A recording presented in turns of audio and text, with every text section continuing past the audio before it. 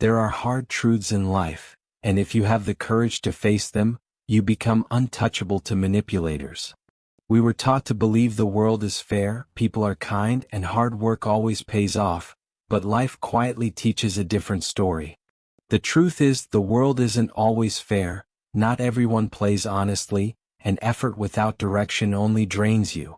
Marcus Aurelius said, "You have power over your mind, not outside events." When you learn to control your mind, you control your life, and that sets you apart from most people. Dangerous intelligence isn't about controlling others. It's about seeing things clearly and cutting through your own illusions. It's the skill of recognizing problems before they appear and staying calm under pressure. The Stoics called it training your mind to think clearly, act wisely, and stay just even in chaos.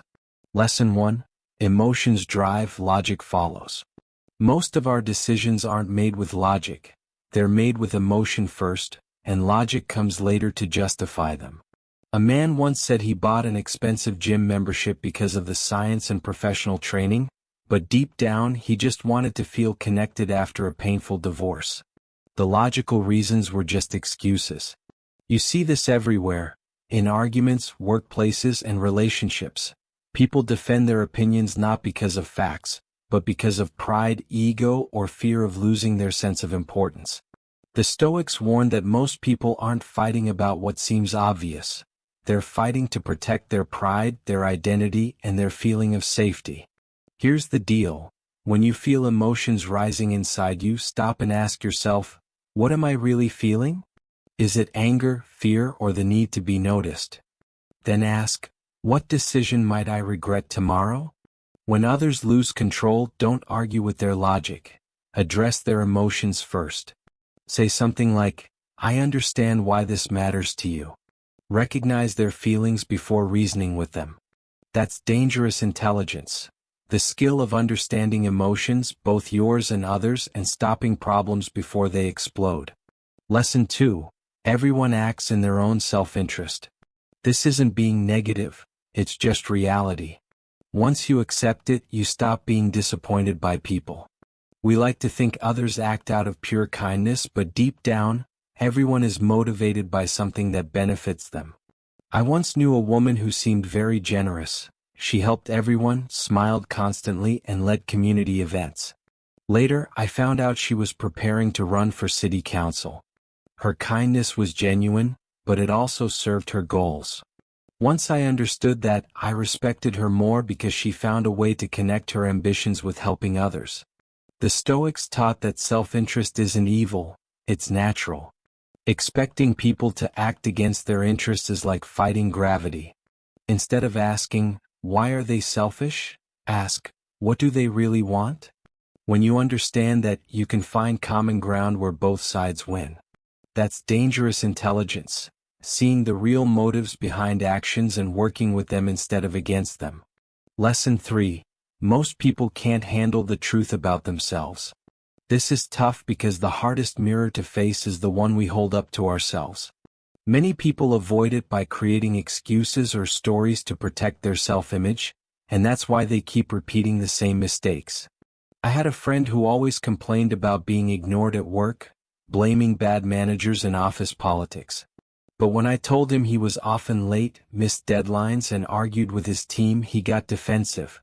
He didn't want the truth, he wanted comfort. The Stoics called this self-deception, a kind of slavery, because if you can't see your own flaws, you can't fix them. Marcus Aurelius constantly examined himself, faced his weaknesses, and kept his ego in check because he knew truth, even when painful, is the only foundation for real growth. So ask yourself, what truth am I avoiding? What feedback do I reject too quickly? Where am I lying to myself because it's uncomfortable to face reality? These questions may hurt, but they're the key to real freedom. Most people surround themselves with people who always agree with them, but a truly strong mind looks for those who tell the truth, even when it hurts. When you can face your flaws honestly, you become unshakable while others stay stuck in comforting lies. Lesson 4. Your success will make some people dislike you. It's strange, you work hard, achieve something great, and instead of applause you get resentment. That's because your success acts like a mirror, showing others what they could be but chose not to become. I had a college friend who built a successful business from nothing. Everyone supported him when he struggled, but once his company got recognition, they started gossiping and saying he was arrogant or lucky. He didn't change, their perception did. His success made them confront their own excuses, and envy disguised itself as criticism. Marcus Aurelius said happiness comes from within, not from others. So when envy shows up, don't shrink yourself to make others comfortable. Keep going, stay focused, and let your results speak for you. That's dangerous intelligence. Understanding that growth attracts resistance, and not taking others' bitterness personally. Lesson 5. Everyone is selling you something. Once you realize this, you start seeing how every interaction involves influence. Every smile, story, or compliment is often an attempt to make you think, feel, or do something. I once met an old friend for coffee, and she seemed genuinely interested in catching up. Then halfway through, I found out she was trying to sell me on a business opportunity. She wasn't trying to deceive me, she truly believed she was helping, but that's the point.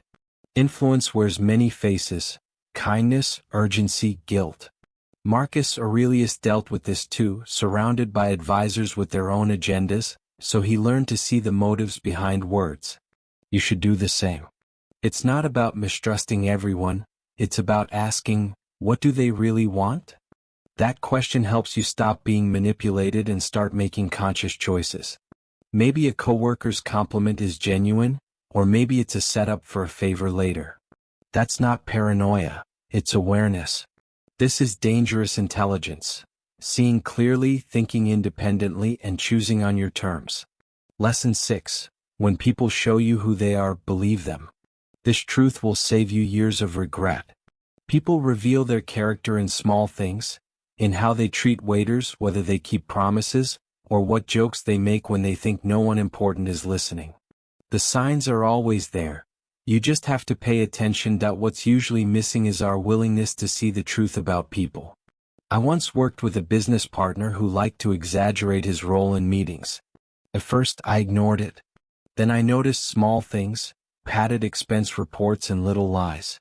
I made excuses, telling myself it was harmless. But years later, I discovered he had been secretly negotiating to cut me out of the company. The signs were always there, I just didn't want to believe them. Maya Angelou said, "When people show you who they are, believe them the first time." The Stoics lived by this rule.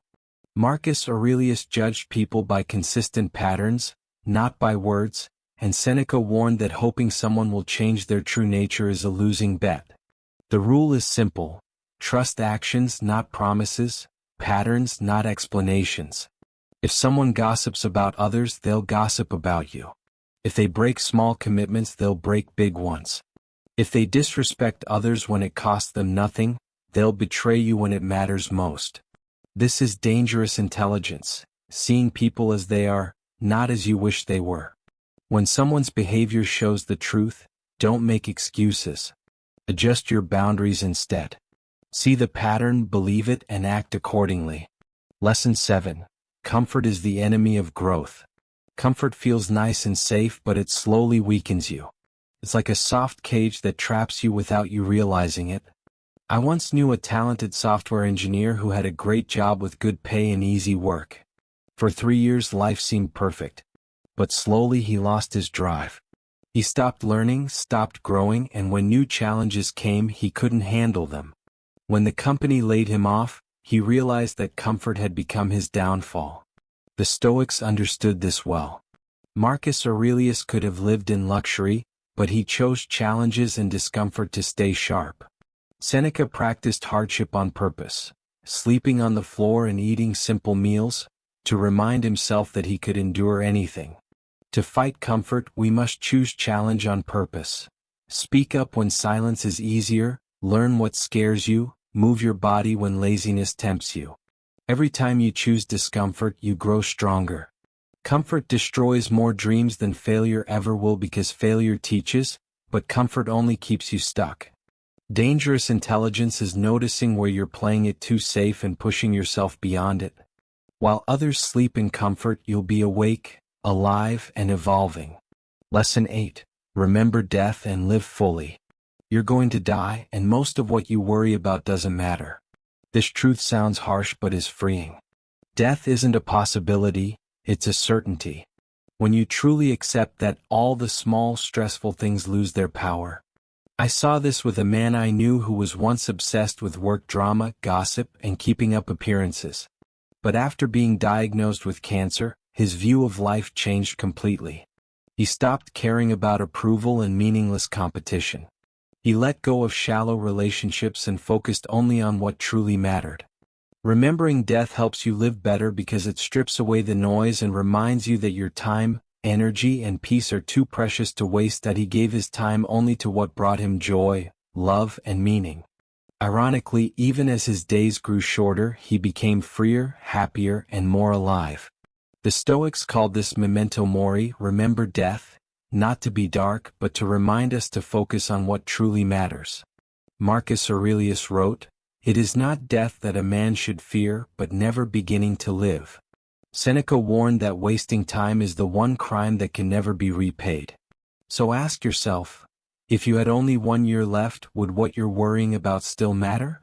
Would you still argue online or chase approval from strangers? Or would you finally say what you've been holding back, build what you've been postponing, and start truly living now, not later? This is dangerous intelligence, cutting away distractions and focusing only on what will matter in the end.